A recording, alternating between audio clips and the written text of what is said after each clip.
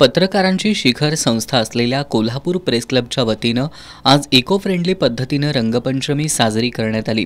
Kolhapur press club कार्यालयाच्या प्रांगणात याचं आयोजन करण्यात आलं होतं। पाण्याचा वापर टाळा असा लाख मोलाचा संदेश देत पत्रकारांनी रंगपंचमी साजरी केली। नेहमी बातम्यांसाठी दिवसरात्र धावपळ करणाऱ्या पत्रकारांनी आज आपल्या व्यस्त कामातून वेळ काढत रंगपंचमीचा आनंद लुटला। कोल्हापूर प्रेस क्लबचे अध्यक्ष शीतल धनवडे, उपाध्यक्ष प्रशांत आयरेकर, प्रमोद वनगुत्ते यांच्यासह पत्रकारांनी संगीताच्या तालावर ठेका धरत रंगाची उधळण केली।